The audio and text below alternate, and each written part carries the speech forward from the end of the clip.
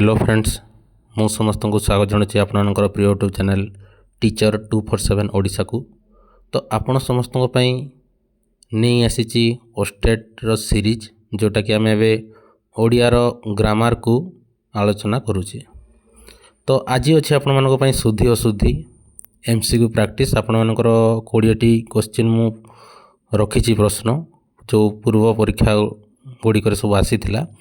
तो से इम्पोर्टाट शुद्धि अशुद्धि वार्ड गुड़िक अच्छी। तो आपण मैंने निश्चित भाव में भिडटी को देखु।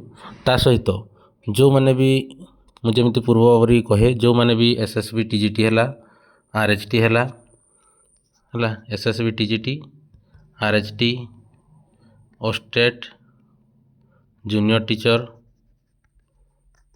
किंबा असिस्टेंट टीचर आम जाऊ आउ OPSC PGT SSB PGT Odia subject है ओडिया सब्जेक्ट तो प्रिपेयर होती से माने चाहिए आम यूट्यूब माध्यम पढ़ी पारे। तो चैनल टी को सब्सक्राइब करने को पड़ो ता सहित बेल आइकन को प्रेस करूँ जहाँफल जितेबाला भी आम कौन नुआ वीडियो आपण मान अपलोड करूँ आपण पाखे से शीघ्र पहुँचो। तो आपण खाली देखिले वीडियोटी हेनी आपण सांग मानक शेयर करूँ से माने जानतु जे यूट्यूब रे माने आमे आपण मानक संपूर्ण मागणार क्लास दौचु।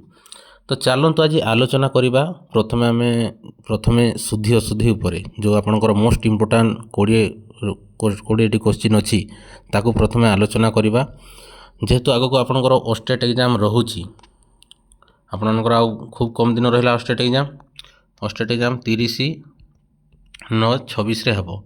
एप्लाय तुमर हबो केबे ना 30 माने सॉरी 3/8/7 जो थिला 8/26 तो 17/8/26 तुम पाखापाखि 14 दिन तुमको समय देछि हैला। तो से भितर तुमको करेक्ट माने ऑनलाइन अप्लाई करिवार अछि। ता सहित तुमको ठीक भाव रे तुमको मु कहितली मु तुम पय गोटे वीडियो बनेबी तुम ओरिड होनी। तो कौन चेंजेस होइछि कौन नहीं से विषय मु तुम मानक गोटे वीडियो बनै देबी। आउ जो माने भी प्रिपेयर होछंती तो भल भाव रे होंतु हे। तो एथर आपण मानकर 53 मार्क अच्छी आगको आपणकर 75 हो जाई पारे। जदि एथर को आपण क्वालिफाई न करूछंती मे बी आगो को जो एग्जाम हेबो 2027 रे ओस्टेट से मे बी मार्कटा इनक्रीज हो जाई पारे। तो समस्ते चेष्टा करते जे 2026 ओस्टेट परीक्षा केमिति कृतकार्य होइकी गोटे आपणकर आरएचटी पाई हो एसएसबी टीजीटी पाई हो जेहेतु आगको बाहर अच्छी एवं असिस्टेंट टीचर जहाँ को आम जूनियर टीचर बोली भी कहूचे से समस्ते सजग होकर रुहतु है। तो चलतु एबे आमे आरंभ करबा हमर शुद्धि अशुद्धि चैप्टरटा बा प्रश्नोत्तर आमर जो एमसीक्यू अछि ताको आमे एबे आलोचना करबा। तो समस्ते स्क्रीन रे देखि पारुथो तुम मानकू गोटे क्वेश्चन दिया जायछि जहाँ कि मु कहूची निम्नलिखित मध्य शुद्ध शब्द केउटी है। फास्ट क्वेश्चन यहाँ तुमर जे तुमर 4टी सब अच्छी ए रे अच्छी संभावना बी रे अच्छी गण्य सी रे अच्छी अपराह्न डी रे अच्छी भास्कर। तो तुमको ये भितर कौन करिवार अच्छी ना आमको सठिक आंसर बा शुद्ध शब्द सेटा बाछिबार अच्छी। तो कोटा हबो समस्ते आराम से करो। बहुत इंपोर्टेंट क्वेश्चन गुड़ाक अच्छी रे समस्ते केयरफुली कर है। तो सठिक आंसर कोटा हबो ना आपनकर ऑप्शन ए संभावना एटा हला तार सठिक आंसर। तो जोटा गुड़िक अच्छी ऑप्शन बी रे गण्य अच्छी सेटा गण्य हो है न हेबनी हण हेब। तापर अपराह्न गोटे अच्छी समस्ते जानिचे अपराह्नटा केमिति हिजबो ना लिखि दोछि टिके वेट करो अ प रा ह तले तुमर हण रहइबो हैला। एटा न अछि हण रहइबो और सेटा हिजबो तुमर अपराह्न। भास्कर तो समस्ते जानिच कोस हेबो भास्कर दंत्य स हेबो हैला।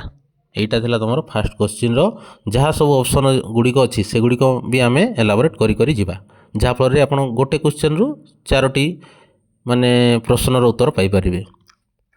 सेकेंड रे अच्छी आपण मानकर कोन निम्नलिखित मध्यरु अशुद्ध शब्द क्योटी सेठी तुमको पचारिथिला शुद्ध एठी तुमको पचारुची ଅଶୁଦ୍ଧ ବା ଅଶୁଦ୍ଧି ଶବ୍ଦ କେଉଁଟା ସେଇଟା ତୁମକୁ ବାଛିବାର ଅଛି ହେଲା। ତୁମକୁ ଏଠି 3ଟା ଶୁଦ୍ଧି ମାନେ ଶୁଦ୍ଧ ଶବ୍ଦ ଦେଇଛି, ଆଉ ଗୋଟେ ଅଶୁଦ୍ଧ ଶବ୍ଦ ଦେଇଛି। ତ ଅଶୁଦ୍ଧ ଶବ୍ଦ କେଉଁଟା ହେବ ସେଇଟା ତୁମେ ବାଛ। ହଁ, ତୁମର ଅଛି ଅପସନ୍ ଏରେ ଅଭ୍ୟାସ, ବିରେ ଦୁଃଖୀ, ସିରେ ଅନୁଦିତ, ଡିରେ ଅଧ୍ୟୟନ। ତ କେଉଁଟା ହେବ ସମସ୍ତେ କୁହ, ଆରାମସେ ଭାବି ଚିନ୍ତିକି କୁହ। ଯେଉଁମାନେ ପ୍ରାକ୍ଟିସ୍ କରିନାହାନ୍ତି ବା ଓଡ଼ିଆ ଗ୍ରାମାରକୁ ଡରୁଛନ୍ତି ସେମାନେ ଡରିବାର କୌଣସି ଆବଶ୍ୟକତା ନାହିଁ। ମୁଁ ଅଛି ଆପଣମାନଙ୍କର ଓଡ଼ିଆରେ କେମିତି 35ରୁ ଆପଣ 30 ମାର୍କ ପାଇପାରିବେ, ମୁଁ ସେଇଟା ଆପଣଙ୍କୁ ନିହାତି ଭାବରେ ଶିଖେଇଦେବି ହେଲା। ବହୁତ ଗୁଡ଼ାଏ ଟ୍ରିକ୍ ଅଛି, ଆଗକୁ ଯେତେବେଳେ ଆମେ କ୍ଲାସ୍ କରିବା ଆପଣମାନେ ସମସ୍ତେ ଶିଖିଯିବେ। ତ କେଉଁଟା ଏଇଟା କେଉଁଟା ହେବ ଆନ୍ସର୍ ନା ଅପସନ୍ ନମ୍ବର ତୁମର କେଉଁଟା ସି ହେଲା। ଅନୁଦିତ, ଅନୁଦିତ ସେଇଟା କେମିତି ହେବ, ଏଇଟା ତୁମର ହର୍ଷଉ ଲାଗିଛି, ହର୍ଷଉ ଲାଗିଛି, ସେଇଟା ହେଇଯିବ ଦୀର୍ଘ ଅନୁଦିତ।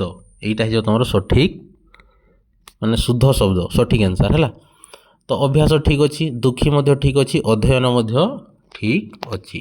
ତ ଅଶୁଦ୍ଧ ଶବ୍ଦ ମଧ୍ୟ ଏବେ ମଧ୍ୟ ତୁମକୁ କ'ଣ ପଚାରିଛି ସେ ନା ଅଶୁଦ୍ଧ ଶବ୍ଦ ବାଛିବାକୁ କହୁଛି। ତ ତୁମର ଫାର୍ଷ୍ଟରେ ଅଛି ପର୍ଯ୍ୟାୟ, ଅଜୀର୍ଣ୍ଣ, ଅଧ୍ୟକ୍ଷ, ଅନୁଚିତ। ତ ତୁମକୁ ସେଇଟା ବାଛିବାର ଅଛି କ'ଣ ଅଶୁଦ୍ଧି। ତୁମେ ପ୍ରଶ୍ନକୁ ଭଲସେ ପଢ଼ୁଥିବ ହେଲା। ଯେମିତିକି ଆମର ଥାଏ ଇଂରାଜୀରେ ନଟ୍, ନଟ୍ ଶବ୍ଦଟା ଯେମିତି ପୁରା ଲୁଚିକି ଥାଏ, ଠିକ୍ ସେହିପରି ଅଶବ୍ଦଟା ବା ନାହିଁ ଶବ୍ଦଟା ଆମ ଓଡ଼ିଆ ବ୍ୟାକରଣରେ ପୁରା ଲୁଚିକି ଥାଏ। ତୁମେମାନେ ସମସ୍ତେ ଟିକେ ଦେଖିକି ପ୍ରଶ୍ନଟା ପଢ଼ିବ, ତାପରେ ବୁଝି ବିଚାରିକି ପ୍ରଶ୍ନର ଉତ୍ତରଟି ଦେବ। ତ ଏଠି ଯେହେତୁ ଆମକୁ ଅଶୁଦ୍ଧ ଶବ୍ଦ ପଚାରିଛି, ଏହାର ସଠିକ୍ ଆନ୍ସର୍ କ'ଣ ହେଇଯିବ ନା ଅପସନ୍ ନମ୍ବର କେତେ, ଅପସନ୍ ନମ୍ବର ହେଇଯିବ ଡି। ସମସ୍ତେ ପଚାରିବ ସାର୍ ଅପସନ୍ ନମ୍ବର ଡି କେମିତି ହେଲା, ଅନୁଚିତ ତ ଠିକ୍। ଆରେ ସେଠି ଯେଉଁ ହଲନ୍ତ ଲାଗିଛି ହେଲା, ଯେଉଁ ହଲନ୍ତ ଲାଗିଛି ସେଇଟା ଲାଗିବନି, ଖାଲି କ'ଣ ହେଇଯିବ ନା ଅନୁଚିତ। এইটা ହେଇଯିବ ତୁମର ଶୁଦ୍ଧ ଶବ୍ଦ। ନିମ୍ନଲିଖିତ ମଧ୍ୟରୁ ଶୁଦ୍ଧ ଶବ୍ଦଟି କେଉଁଟି? ତ এইଟାର ତୁମର ଶୁଦ୍ଧ ଶବ୍ଦ ତୁମକୁ କହିବାର ଅଛି। ତ କେଉଁଟା ହେବ ତା'ର ଶୁଦ୍ଧ ଶବ୍ଦ? ଗୋଟେ ଅଛି ତୁମର ଅଭୂତ, ଅଭିଭାବକ, ଅଭଡ଼ା, ଅଧୀନ। ତ କେଉଁଟା ହେବ?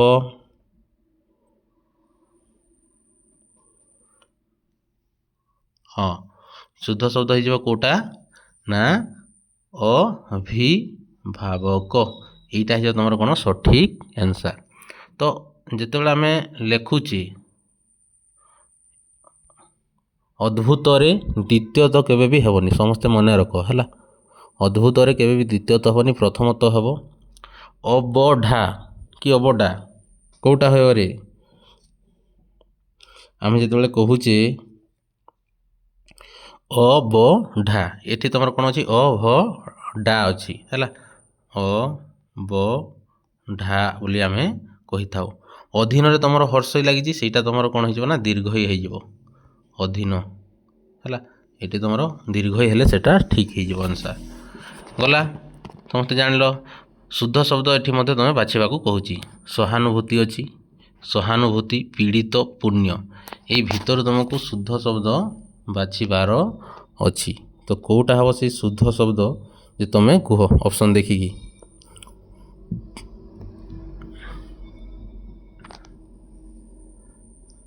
କେଉଁଟା ହେବ ନା ଅପସନ୍ ନମ୍ବର କେତେ, ଅପସନ୍ ନମ୍ବର ଏ ହେଇଯିବ ତୁମର କ'ଣ ନା ସଠିକ୍ ଆନ୍ସର୍, ସହାନୁଭୂତି।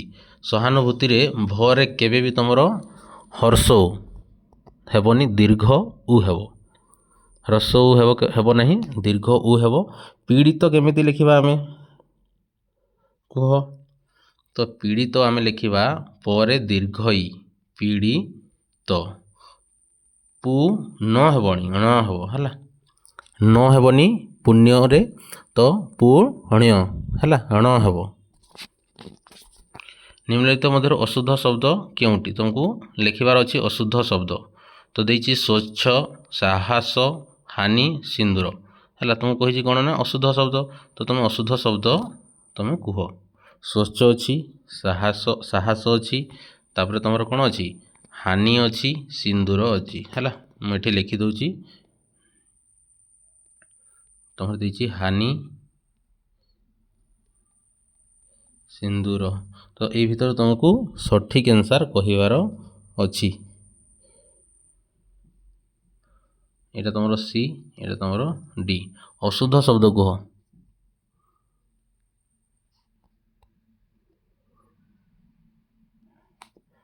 କେଉଁଟା ହେବ କହିଲ? ବଢ଼ିଆ ବଢ଼ିଆ, ଠିକ୍ କହୁଛ। କୁହ କେଉଁଟା? ହଁ। ତ ଅପସନ୍ ନମ୍ବର ତୁମର କେତେ ହେଇଯିବ ନା ସି ହେଲା। Option number C. ତା ସହିତ ଆଉ କେଉଁଟା ହେବ ଅଶୁଦ୍ଧ ଶବ୍ଦ ଦେଖ, କେଉଁଟା ହେବ? ସାହସ ମଧ୍ୟ ହେବ ହେଲା। ଆମେ ହାନିକୁ କେମିତି ଲେଖୁଛେ? ହାନିକୁ ଲେଖୁଛେ ଦୀର୍ଘଇ, ଏମିତି ହାନି ହେଲା। ସାହସ ଲେଖିବାନି, ସାହସ। ଶସ୍ୟ ମଧ୍ୟ ଗୋଟେ ଅଶୁଦ୍ଧ ଶବ୍ଦ। ଆଉ ତୁମର ସିନ୍ଦୁର, ଏଇଟା ତୁମର ଦୀର୍ଘ ଅଛି, ଦୀର୍ଘ ହେଲେ ଏଇଟା ତୁମର କ'ଣ ହେଇଯିବ ନା ଶୁଦ୍ଧ ଶବ୍ଦ ହେଇଯିବ। ତ ସିନ୍ଦୁର ମଧ୍ୟ ଭୁଲ ଅଛି, ଏଇଟା ମଧ୍ୟ ତୁମର ଅଶୁଦ୍ଧ ଶବ୍ଦ ଅଛି। ଏଇ କୋଶ୍ଚିନ୍ର ଅପସନ୍ଟା ମୁଁ ଦେବା ପାଇଁ ସବୁ ବୋଧେ ଅଶୁଦ୍ଧ ଶବ୍ଦ ହେରିକା ସବୁ ରହିଯାଇଛି ହେଲା। ଚିନ୍ତା କରିନି, ତୁମକୁ ମୁଁ କହିଦେଲି ସଠିକ୍ ଆନ୍ସାର୍, ମାନେ ସଠିକ୍ ଶବ୍ଦ ତା'ର ଶୁଦ୍ଧ ଶବ୍ଦ କେମିତି ହେବ। ସିନ୍ଦୁରରେ ସବୁବେଳେ ଦୀର୍ଘ ହେବ ହେଲା। ଯେତେବେଳେ ବି ତୁମେ ହଣଦନ୍ଦରେ ମାତ୍ରା ଲଗାଇବ ସେଇଟା ଦୀର୍ଘ ମାତ୍ରା ହିଁ ହେବ। ଶୁଦ୍ଧ ଶବ୍ଦ ଏଠୁ ତୁମକୁ ବାଛିବାର ଅଛି। 27 ନମ୍ବର ତୁମକୁ କ'ଣ ବାଛିବାର ଅଛି ନା ଶୁଦ୍ଧ ଶବ୍ଦ ବାଛିବାର ଅଛି।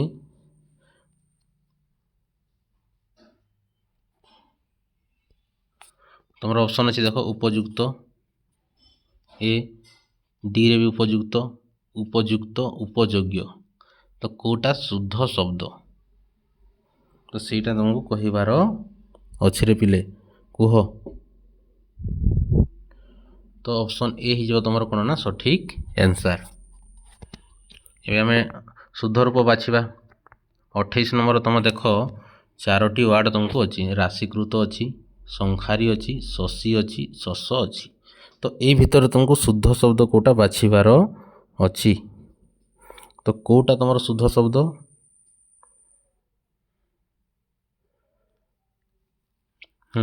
କେଉଁଟା?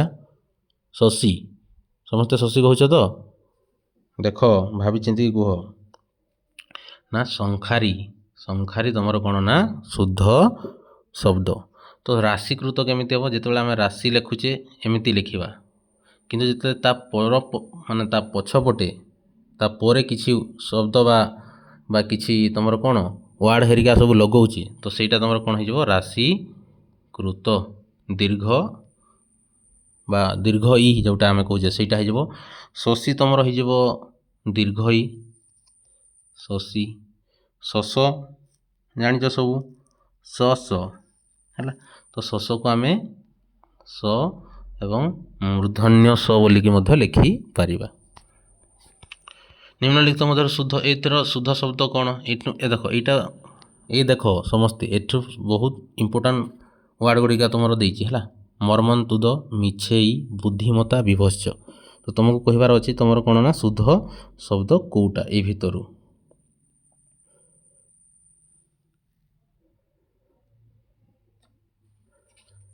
କେଉଁଟା?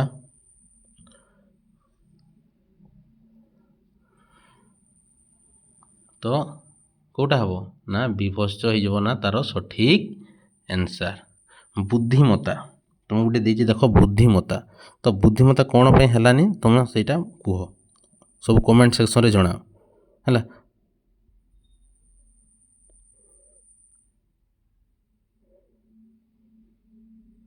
ତ ବୁଦ୍ଧିମତାରେ କ'ଣ ହେଇଯିବ ଜଣେଇ ଦେଉଛି ମୁଁ, ରୁହ ତୁମକୁ ଲେଖିଦେଉଛି। ବୁଦ୍ଧିମତାରେ ଦ୍ୱିତୀୟତ ହେଇଯିବ, ମିଛେଇ ହେବନି। କ'ଣ ହେଇଯିବ? ମିଛେ ତୁମର ହର୍ଷଇ ଅଛି, ସେଇଟା ତୁମର ଦୀର୍ଘଇ ହେଇଯିବ, ମିଛେ ଦୀର୍ଘଇ। ମର୍ମନ୍ତୁଦ, ଏଇଟା ସବୁଠାରୁ ଇମ୍ପୋର୍ଟାଣ୍ଟ, ସବୁ ଏକ୍ଜାମ୍ରେ ପଡ଼େ ହେଲା। ତ ମର୍ମନ୍ତୁଦଟା ତୁମର କ'ଣ ହେଇଯିବ? ମର୍ମତୁଦ। ମୁଁ ଲେଖିଦେଉଛି ରୁହ। ତ ଏଇଟା ହେଇଯିବ ତୁମର କ'ଣ ନା ମର୍ମତୁଦ। ନତନ୍ତ ଦେଇଛି, ତୁ ଦ ଦେଇଛି, ସେଇଟା ତୁ ଦ ହେଇଯିବ। ଏବେ ଆମେ ଦେଖିବା 30 ନମ୍ବର। ଏଥିରୁ ମଧ୍ୟ ଆମକୁ କ'ଣ କରିବାର ଅଛି ନା ଶୁଦ୍ଧ ଶବ୍ଦ ବାଛିବାର ଅଛି। ତ ଗୋଟେ ତିଥିରେ ତୁମର ପରିବେଶ ଦେଇଛି, ଆଉ ଗୋଟେରେ ବି ପରିବେଶ, ଆଉ ଗୋଟେ ବି ପରିବେଶ, ଆଉ ଗୋଟେ ଭୁଲ ଦେଇଛି। ତ ପରିବେଶରେ ଖାଲି ଗୁଡ଼ିକ ଚେଞ୍ଜ କରିଛି, ଆଉ ତୁମର ଅପସନ୍ ନମ୍ବର ସିରେ ଦେଇଛି ଭୁଲ। ତ ଏଇ ଭିତରୁ ତୁମକୁ ସଠିକ୍ ଆନ୍ସର୍ କ'ଣ ଲେଖିବାର ଅଛି। ସମସ୍ତେ ଜାଣିଥିବ ପରିବେଶ ସହିତ ଆମେ ସବୁବେଳେ ଆଟାଚ୍ ଅଛେ ବା ସଂଲଗ୍ନ ହେଇକି ଅଛେ। ତ ତାର ସଠିକ୍ ଆନ୍ସର୍ ହେଇଯିବ ପରିବେଶ ହେଲା। ତ ଅପସନ୍ ନମ୍ବର ଏ ହେଇଯିବ ତାର ଠିକ୍ ଆନ୍ସର୍। ତ ଭୁଲଟା ଆମେ କେମିତି ଲେଖିବା? ଭୁଲ ଏଇଟା ହେଇଯିବ ତୁମର କ'ଣ ନା ସଠିକ୍ ଶବ୍ଦ ଭୁଲର ହେଲା। ସମସ୍ତେ ଜାଣିଲ ନା ନାହିଁ? ଠିକ୍। ଏଠି ଆମେ ଏମିତି ଭୁଲ ଲେଖିଲେ ବି ହେବ, ଏଠି ହଲନ ଦେଲେ ବି ହେବ। ଶୁଦ୍ଧ ଶବ୍ଦ ଏବେ ପୁଣି ଦେଖିବା। ଭଗ୍ନୀ, ମାମୁଁ, ଯୋଦ୍ଧା, ପର୍ବାଣୀ। ଏ ଭିତରୁ ତୁମକୁ ଶୁଦ୍ଧ ଶବ୍ଦ ବାଛିବାର ଅଛି। ବୋର୍ ଲାଗୁଛି କିରେ? ତୁମ ପାଇଁ ଆସିବ ନୂଆ କୋଶ୍ଚିନ୍ ଗୁଡ଼ାକ ଆସିବ, ଚିନ୍ତା କରନି। ହଁ, ତ ଏଥର କ'ଣ ହେଇଯିବ?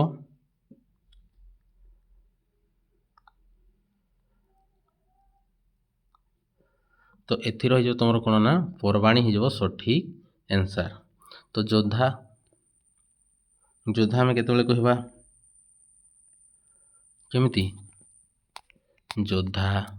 ମାମୁଁ, ତୁମର ଉପରେ ଯେଉଁ ଚନ୍ଦ୍ରବିନ୍ଦୁ ଅଛି ସେଇଟା ଲାଗିବ ନାହିଁ। ଭଗ୍ନୀଟା ହେଇଯିବ ତୁମର କ'ଣ ନା ଭଗିନୀ। ଏଇଟା ହେଇଯିବ ତୁମର ସଠିକ୍ ବା ଶୁଦ୍ଧ ଶବ୍ଦ ଭଗ୍ନୀର। ତାପରେ ଅଛି ତୁମର ଦେଖ ଧୂମ୍ରପାନ, ଗୃହୀତ, ଚାକିରି, ଜଗତ। ଅଶୁଦ୍ଧ ଶବ୍ଦ ତୁମକୁ ବାଛିବାର ଅଛି। ତୁମର ଅଛି କ'ଣ ନା ଚାକିରି ଆଉ ଜଗତ ଅଛି ନାଇଁ କି?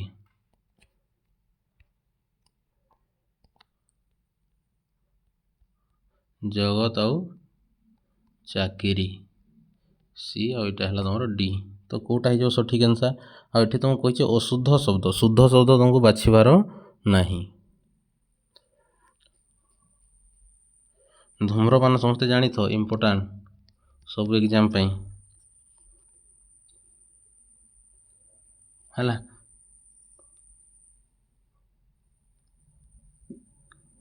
ତ ଅପସନ୍ ନମ୍ବର ଏ ଠିକ୍ ଅଛି ନା ନାହିଁ? ଆଉ କ'ଣ ଠିକ୍ ଅଛି? ଗୃହୀତ ଠିକ୍ ଅଛି ନା ଭୁଲ ଅଛି? ଠିକ୍ ଅଛି।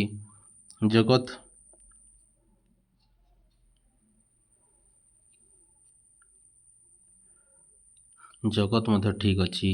ଚାକିରି ମଧ୍ୟ ଠିକ୍ ଅଛି। ତାହେଲେ ଅଶୁଦ୍ଧ ଶବ୍ଦ କେଉଁଟା ହେଲା ନା ଧୂମ୍ରପାନ, ଯାହାକୁ ଆମେ ଧୂମପାନ ବୋଲିକି କହୁଛେ। ତ 33 ନମ୍ବର ଦେଖ। 33 ନମ୍ବରରେ ତୁମର ଶୁଦ୍ଧ ଶବ୍ଦ ବାଛିବାକୁ ଅଛି। ଘଟଣା ଅଛି ହେଲା, ଫାଷ୍ଟ ଘଟଣା, ତା ସହିତ ଧନିକ, ନିର୍ଲୋଭ ଆଉ ନିରୀହ। ତ 33ର ତୁମକୁ କେଉଁଟା ହେବ କୁହ?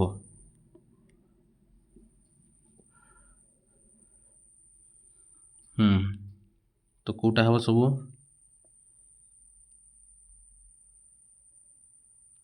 ତ ନିର୍ଲୋଭ ହେଇଯିବ ସଠିକ୍ ଆନ୍ସର୍, ଅପସନ୍ ନମ୍ବର ସି। ତ ଅପସନ୍ ନମ୍ବର ଏ କ'ଣ ହେବ? ଘଟଣା ଯେଉଁ ଅଛି ସେଇ ଜାଗାରେ କ'ଣ ହେବ ନା ଘଟ କ'ଣ ହେବ? ଣ ହେବ ନା ନ ହେବ? ତ ଘଟନା ହେଲା। ଧନିକଟା ତୁମର ହେଇଯିବ କ'ଣ ନା ଦୀର୍ଘ ନ ହେଇକି ଧନିକ, ହର୍ଷଇ ହେଇଯିବ। ନରେ ତୁମର କ'ଣ ଲାଗିବ ନା ହର୍ଷଇ ହେଲା। ଠିକ୍ କହିଛି ନା ଭୁଲ? ଆଉ କ'ଣ ଅଛି ତୁମର ନିରୀହ।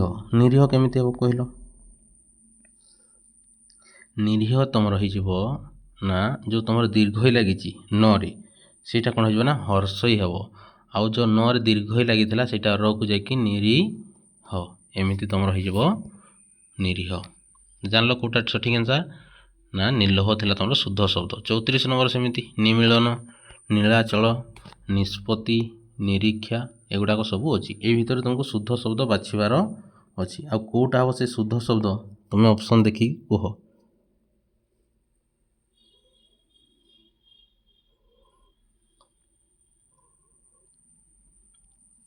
କୁହ ସବୁ।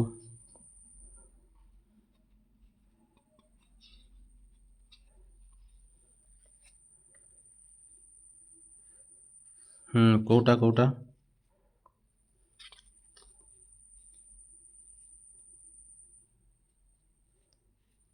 ହଁ, ତ ଅପସନ୍ ନମ୍ବର କ'ଣ ହେଇଯିବ ନା ତମର ନୀଳାଚଳ ହେଲା। ତ ଅପସନ୍ ନମ୍ବର ବି ହେଇଯିବ ତାର କ'ଣ ନା ସଠିକ୍ ଆନ୍ସର୍। ଆଉ ଯେଉଁ ଅପସନ୍ ଅନ୍ୟ ଗୁଡ଼ାକ ଅଛି ତାକୁ ଆମେ କ'ଣ କହିବା? ନିମିଳନ କେମିତି ହେବ? ନିମିଳନ କୁହ। ତ ସେଇଟା ହେଇଯିବ ତମର କ'ଣ ନା ମରେ ତମର ଦୀର୍ଘ ହି ଆସିବ ହେଲା। ନିମିଳନ। ନିଷ୍ପତ୍ତି। ନିଷ୍ପତ୍ତି ଜାଣିଛେ, ଯେତେବେଳେ ଆମେ କୌଣସି ନିଷ୍ପତ୍ତି ନେଉଛେ ତଟି ସବୁବେଳେ ତମର କ'ଣ ଦ୍ୱିତୀୟ ତ ହେଇଯିବ ହେଲା ନିଷ୍ପତ୍ତିରେ। ନିରୀକ୍ଷା। ନିରୀକ୍ଷାରେ ମୁଁ କହିଥିଲି ନଟା ସବୁବେଳେ କ'ଣ ହେବ ନା ହର୍ଷଇ ହେବ, ରଟା ସବୁବେଳେ ଦୀର୍ଘ ହି ହେବ। ପରୀକ୍ଷାରେ ଯେମିତି ହେଉଛି, ପରୀକ୍ଷାରେ ମଧ୍ୟ ରଟା କ'ଣ ରହୁଛି? ଦୀର୍ଘ ହି ରହୁଛି। ଆମେ ଯେତେବେଳେ ପରୀକ୍ଷା ଲେଖୁଛେ ସେତେବେଳେ କ'ଣ ରହୁଛି? ଦୀର୍ଘ ହି ରହୁଛି ନା ନାହିଁ ହେଲା। ତାପରେ ଆଉ ଗୋଟେ ଶୁଦ୍ଧ ଶବ୍ଦ ତୁମକୁ ବାଛିବାର ଅଛି, ଯେଉଁଟାକି ତୁମର ଉଷୁନା, ତ୍ରୁଟି, ତୃପ୍ତି, ଦୁକୁଳ ହେଲା। ତ ଏଇ ଭିତରୁ ତୁମର କେଉଁଟା ଶୁଦ୍ଧ ଶବ୍ଦ ସେଇଟା ତୁମେ ବାଛ। କେଉଁଟା ବାଛିଲ? ତ ତୁମର କ'ଣ ହେଇଯିବ ନା ଅପସନ୍ ନମ୍ବର କେତେ? ଏ, ଉଷୁନା ହେଲା। ଉଷୁନାଟା ହେଇଯିବ ତୁମର ସଠିକ୍ ଆନ୍ସର୍। ଯେତେବେଳେ ଆମେ ତ୍ରୁଟି ଲେଖୁଛେ ରୁ ଏମିତି ଲେଖିବା ତ୍ରୁଟି। ତୃପ୍ତିକୁ ଆମେ ଦୀର୍ଘ ନ ଲେଖିକି ହର୍ଷଇ ଲେଖିବା। ଦୁକୁଳ ଯେତେବେଳେ ଆମେ ଲେଖୁଛେ ଦରେ ହର୍ଷ ଦୁ, କରେ ଆମେ ଦୀର୍ଘ ଦେଇକି ଦୁକୁଳ ଏମିତି ଲେଖିବା ହେଲା। ସମସ୍ତେ ବୁଝିଲ କେମିତି ଲେଖା ହେଉଛି? ଏବେ ଆମେ ଦେଖ 36 ନମ୍ବର କ୍ୱେଶ୍ଚିନ୍। ସ୍ୱାବଲମ୍ବନ, ଖେଳାଳି, ଗଣେଶ, କୃତିତ୍ୱ। ତ ଏଇ ଭିତରୁ ତୁମକୁ ଶୁଦ୍ଧ ଶବ୍ଦ ବାଛିବାର ଅଛି, କେଉଁଟା ଠିକ୍, କେଉଁ ଶବ୍ଦଟା ହେଲା। ତୁମକୁ ସବୁ ଏକାପରି ଲାଗୁଥିବ କିନ୍ତୁ ଏକା ନୁହେଁରେ ପିଲାମାନେ ହେଲା, ତୁମେମାନେ ଦେଖିଲେ ହିଁ ଜାଣିବ। ତ ଏଇଥିରେ ଆମର କ'ଣ ହେଇଯିବ ନା ତୁମର କ'ଣ 4ଟି ଅପସନ୍ ଅଛି। ତ ଏଇଟାର ଅପସନ୍ ହେଇଯିବ ସ୍ୱାବଲମ୍ବନ, ସେଇଟା ହେଇଯିବ ତୁମର କ'ଣ ନା ସଠିକ୍ ଆନ୍ସର୍। ଖେଳାଳି। ଖେଳାଳିକୁ ଆମେ ଜାଣିଛେ, ତ ଖେଳାଳିରେ କ'ଣ ହେବ କୁହ? ତ ଯେତେବେଳେ ଆମେ ଖେଳାଳି ଲେଖୁଛେ ଳରେ ତୁମର କ'ଣ ହେଇଯିବ ନା ହର୍ଷଇ ହେବ ହେଲା। ଗଣେଶ ତ ସମସ୍ତେ ଜାଣିଛ ଇମ୍ପୋର୍ଟାଣ୍ଟ, ଗଣେଶ ତ ସବୁବେଳେ ତାଲବ୍ୟ ସ ହେବ ହେଲା, ଇମ୍ପୋର୍ଟାଣ୍ଟ। କୃତିତ୍ୱ, ଯେତେବେଳେ ଆମେ କୃତିତ୍ୱ କଥା କହୁଛେ କୃତିତ୍ୱ ହେଲା, ତଟା ସବୁବେଳେ କ'ଣ ହେବ ନା ହର୍ଷଇ ହେବ। ତାପରେ ଅଛି ଆମର ଶୁଦ୍ଧ ଶବ୍ଦ କ'ଣ ଅଛି ନା ଉକୁଣି ହେଲା। ଉକୁଣି ଅଛି, ତା ସହିତ କ'ଣ ଅଛି ଉପଯୋଗିତା, ଉର୍ମିଲା ଏବଂ ଉଣା। ଏଇ 4ଟି ତୁମକୁ କହିବାର ଅଛି କେଉଁଟା ତୁମର ଶୁଦ୍ଧ ଶବ୍ଦ।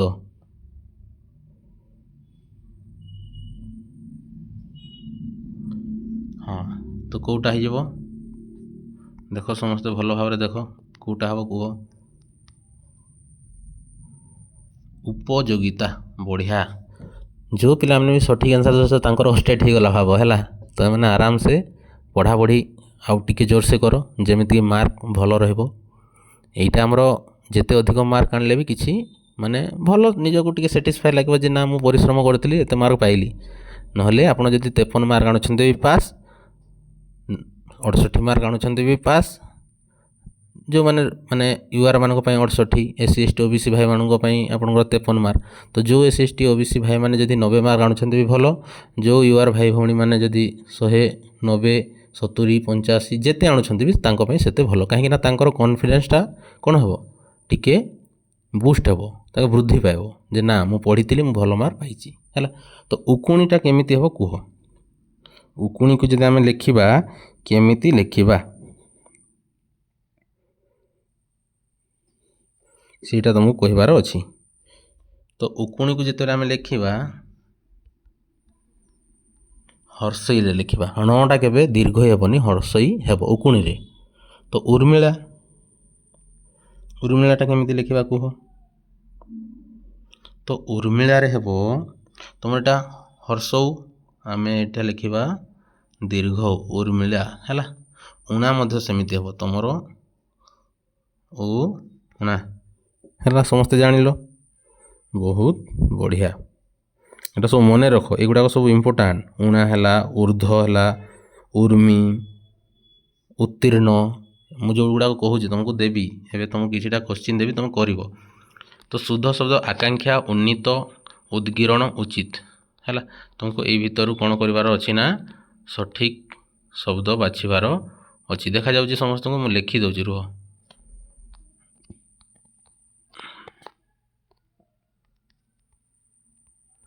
ଉଦ୍ଗୀରଣ। ଆଉ ଗୋଟେ ତୁମର କ'ଣ ଅଛି? ଆକାଂକ୍ଷା ଥିଲା, ଉନ୍ନତି ଥିଲା, ଉଦ୍ଗୀରଣ ଥିଲା, ଆଉ ଗୋଟେ କ'ଣ ଅଛି ରେ? ଉଚିତ। ଉଦ୍ଗୀରଣ ଆଉ ଉଚିତ। ଉଚିତ ଆଉ ଗୋଟେ ହେଲା ତୁମର ସି ନମ୍ବର ହେଲା ଉଦ୍ଗୀରଣ। ତ କେଉଁଟା ସଠିକ୍ ଆନ୍ସର୍ ହେବ ତୁମକୁ କହିବାର ଅଛି। ହଁ, ତ ଆକାଂକ୍ଷା ମଧ୍ୟ ତୁମର ସଠିକ୍ ଅଛି। ଉନ୍ନୀତ ଠିକ୍ ନାହିଁ ହେଲା, ଉନ୍ନୀତ ଠିକ୍ ନାହିଁ। ତୁମର ଅଛି ଉଦ୍ଗୀରଣ ଗୋଟେ ସଠିକ୍ ଅଛି, ଉଚିତ ମଧ୍ୟ ଭୁଲ ଅଛି, ଉନ୍ନୀତ ମଧ୍ୟ ତୁମର ଭୁଲ ଅଛି। ତ ଉନ୍ନୀତ ଜାଗାରେ କ'ଣ ହେବ ସେଇଟା ଆମକୁ ଜାଣିବାର ଅଛି। ତୁମର ହର୍ଷଇ ଥିଲା, ଉନ୍ନୀତରେ କ'ଣ ହେଇଯିବ ନା ଦୀର୍ଘ ହେବ। ଆମେ ଦେଖିଥିବେ ପ୍ରାୟତଃ ଯେଉଁମାନେ ସ୍କୁଲ ପାଖାପାଖି ଅଞ୍ଚଳରେ ରହୁଛନ୍ତି, ସରକାରୀ ଉନ୍ନୀତ ଉଚ୍ଚ ମାଧ୍ୟମିକ ବିଦ୍ୟାଳୟ, ଉଚ୍ଚ ବିଦ୍ୟାଳୟ ଏମିତି ସବୁ ଲେଖା ହେଉଛି, ଯେଉଁଟା ଅପଗ୍ରେଡ୍ ହେଇଛି ହେଲା। ଉଚିତଟା ସବୁବେଳେ ତୁମର କ'ଣ ହେବ ନା ଉଚିତର ତଳେ ଯେଉଁ ରେପ୍ ଅଛି ସେଇଟା ତୁମର ଲାଗିବ ନାହିଁ। ଖାଲି ଆମେ ଲେଖିବା କ'ଣ ଉଚିତ, ଯେମିତି ଅନୁଚିତ ଲେଖୁଥିଲେ ଅନୁଚିତ ଖାଲି ହେବ, ଉଚିତରେ ବି ସେମିତି ଉଚିତ ଖାଲି ହେବ। ଆଉ ଗୋଟେ ତୁମର ଶବ୍ଦ ଅଛି, ଦେଖ, ନିମ୍ନଲିଖିତ ମଧ୍ୟରୁ କେଉଁ ଦୁଇଟି ଶୁଦ୍ଧ ଶବ୍ଦ ଅଟେ? ତ ଦୁଇଟା ତୁମର ଶୁଦ୍ଧ ଶବ୍ଦ ଅଛି ଏଠି ହେଲା। ତ କେଉଁ ଦୁଇଟା ସେଇଟା ତୁମକୁ ବାଛିବାର ଅଛି। ଉରୁ ଗୋଟେ, ଏତଦ୍ୱାରା, ଋଣଗ୍ରସ୍ତ, କାଳିନ୍ଦୀ। ତ କ'ଣ ସେଇ ଶୁଦ୍ଧ ଶବ୍ଦ ଦୁଇଟା କୁହ।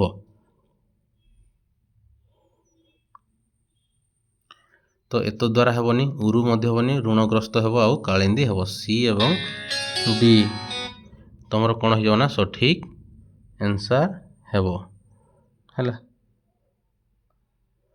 ତ ଏଇଟା ହେଲା। ନେକ୍ସଟ ଏବେ ତୁମର ଆଉ ଲାଷ୍ଟ କୋଶ୍ଚିନ୍ ଅଛି। ତ ଲାଷ୍ଟ କୋଶ୍ଚିନ୍କୁ ଯିବା ପୂର୍ବରୁ ମୁଁ ସମସ୍ତଙ୍କୁ ଖାଲି ଜଣେଇ ଦେଉଛି ଯେ ଯେଉଁମାନେ ବି ଓଷ୍ଟେଟ୍ ପରୀକ୍ଷା ଦେବା ପାଇଁ ଯାଉଛ 2026ର RHT, SSB, TGT, junior teacher, ଯେଉଁକି ଆମେ ଏଠି କହୁଛେ OPSC PGT, SSB PGT, ସେଇମାନେ ଆମ ଚ୍ୟାନେଲ୍ ସହିତ ଯୋଡ଼ି ହୋଇଯାଆନ୍ତୁ। ଆପଣମାନଙ୍କ ପାଇଁ ଆମେ ନୂଆ ନୂଆ କଣ୍ଟେଣ୍ଟ ଆଣିବୁ, ତ ଯାହାକି ଆପଣଙ୍କୁ ହେଲ୍ପଫୁଲ୍ ହେବ। ତ ଆଜିର ଲାଷ୍ଟ କୋଶ୍ଚିନ୍ଟା ହେଉଛି ପ୍ରତିଷ୍ଠାନ। ଆପଣମାନେ ଦେଖନ୍ତୁ କେଉଁଟା ଶୁଦ୍ଧ ଶବ୍ଦ ଆପଣଙ୍କୁ ବାଛିବାର ଅଛି। ପ୍ରତିଷ୍ଠାନ, ଆଶିଷ, ଆନୁକୂଲ୍ୟ ଏବଂ ଆପଣମାନଙ୍କର ରହିଛି କ'ଣ ନା ଉର୍ମି ହେଲା। ତ କେଉଁଟା ଏଥର ଆନ୍ସର୍ ହେବ ନା ଆପଣଙ୍କର ସଠିକ୍ ଆନ୍ସର୍ ହେଇଯିବ କେଉଁଟା? ଅପସନ୍ ନମ୍ବର ଏ, ପ୍ରତିଷ୍ଠାନ। ଆଶିଷ କେମିତି ହେବ? ଆଶିଷ।